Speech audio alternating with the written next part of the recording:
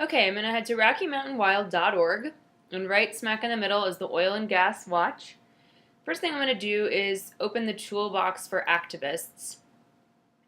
It gives me a pretty stark description of what the process is for oil and gas leasing if I'm interested in learning more about that. There's also a great glossary of terms. And probably most important thing maybe to keep open while I'm doing this is the writing comments that stick PDF. Just some nice reminders about how to use my own words, to be concise, be respectful, all that stuff. Refer back to this if there's any questions about how to write a successful comment. So let's see what's going on in oil and gas world. There's all the different states that we're screening, and I love Utah, so let's click on Utah and see what's going on there.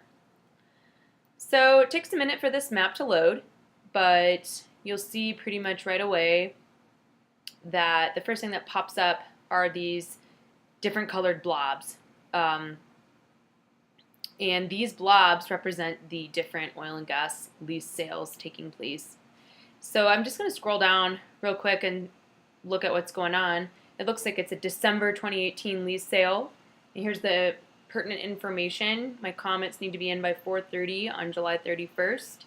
And information on how to comment is available on these different websites. So let's go ahead and open up the December 2018 oil and gas lease BLM site right away. I'm going to click over here to Documents. And I can see, since this is such a large lease sale, there's 225 parcels at these different field offices, but I don't know which field office I want to contact yet. So I need to go back to this map and kind of do a little more digging.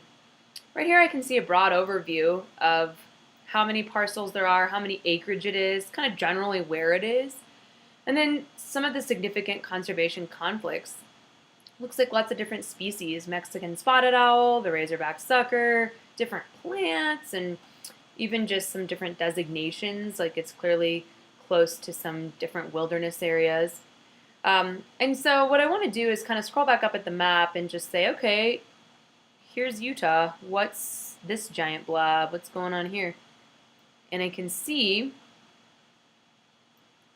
right here that this bunch of parcels that is in the September 2018 lease sale, it looks like that's September 2018. What's this one? The December 2018 lease sale. So that's the one that I can comment now. Looks like this one has passed. So I'm thinking, all right, these are kind of interesting to me because they're really close to Arches National Park and Canyonlands, and I've spent a lot of time in those places, so I really care about them.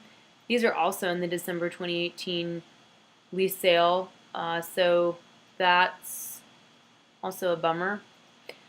So when you click on these dark boxes that represents a parcel that's being leased, you can find out a bunch of information. You can see how many acres it is. You can also see what the parcel ID is, which is right here, this name. It's kind of jumping around to different parcels as you click through. So now that I see, okay, well, it looks like these that I'm interested in, it's the Moab field office. These are also in the Moab field office. These up here in the San Rafael Swell, the Price field office. All of those are. I'm clicking through them, and it's telling me. So I want to comment on these. Okay. I know that these need to get sent to the Moab field office. So I come back here, and I'm like, okay, these are the Moab field office December parcels. I'd like to comment on this document. I'm just going to go ahead and move this over and say I'm commenting on, yeah, the December 2018 lease sale. To whom it may concern. And I'm going to just kind of do a broad overview of this general lease, I think at first.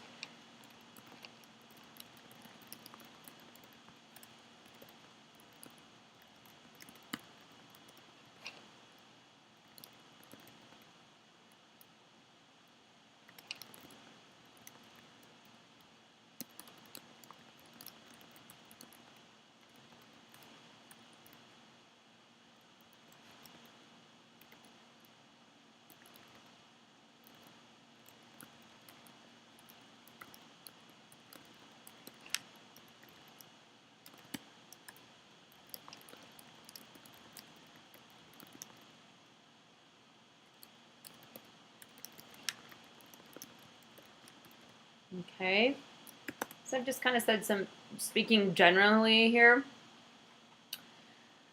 And then what I'm going to do is I'm going to go back to my oil and gas toolkit. I'm going to scroll down. I'm remembering that I'm writing to the Moab field office here. And I'm going to scroll past all the different conflicts that we've identified.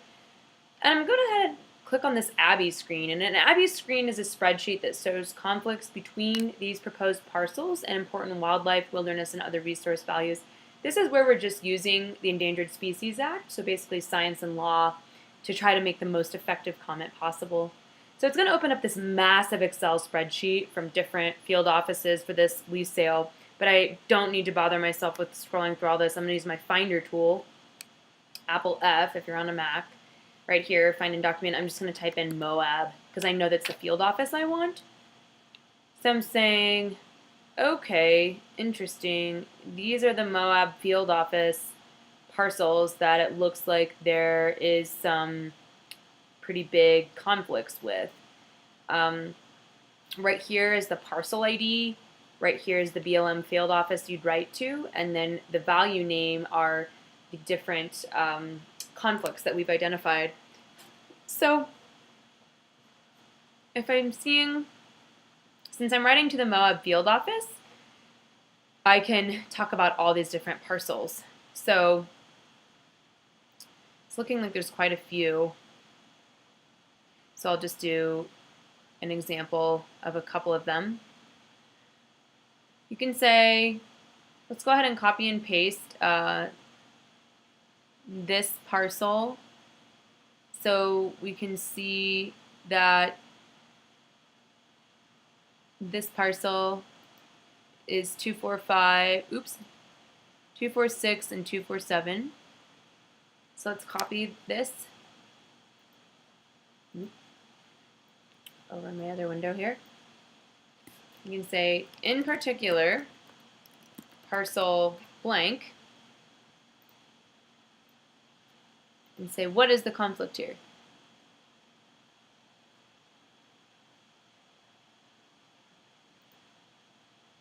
You can say, is in direct conflict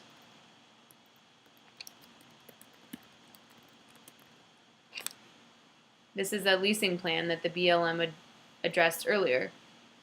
You can also say, let's see here, parcel 247, see how there's 3 conflicts with it over here? You can copy and paste that one.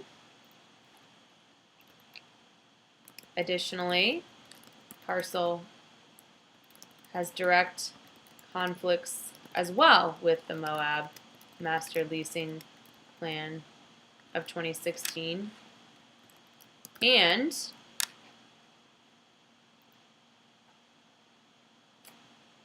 is in Colorado pike minnow habitat as well as razorback sucker critical habitat.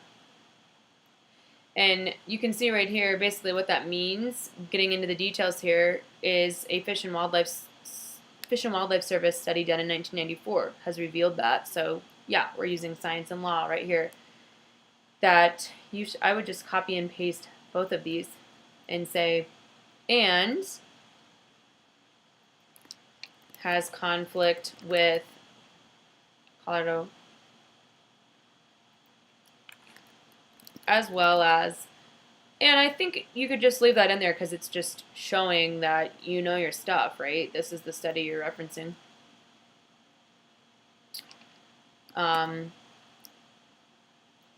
And you can say, you can keep going, right? Like you can keep going as much as you want. This parcel, there's 2 parcels here, 255 and 256, that have different conflicts as well. So you can do as many of these as you want. Let's say that you're also concerned, right here, this is pretty easy, that parcel 258 is close to the national park. So let's say, lastly, parcel is within 10 miles of a national park or monument. And I would go ahead and continue and write all of these, but for today, I'm just going to show you a couple of those. But certainly, the best thing you can do is attach a parcel ID with a value. please consider removing these parcels from the lease sale. Thank you. Sign your name. Okay, that's it. Then you're just going to fill out the form. Once you've done this once, it'll autofill, so there you go. No, I'm just doing this for myself today, not representing a group or organization. Kind of gives me my what I said. If you want to withhold your personal info, I would like to withhold that, and I would like to, yes, be put on future mailing list for this project and submit my comment. And I am done. And there is a copy of my comment, and you'll be notified as this leasing progresses. So great job. That's it. You just submitted your first oil and gas comment.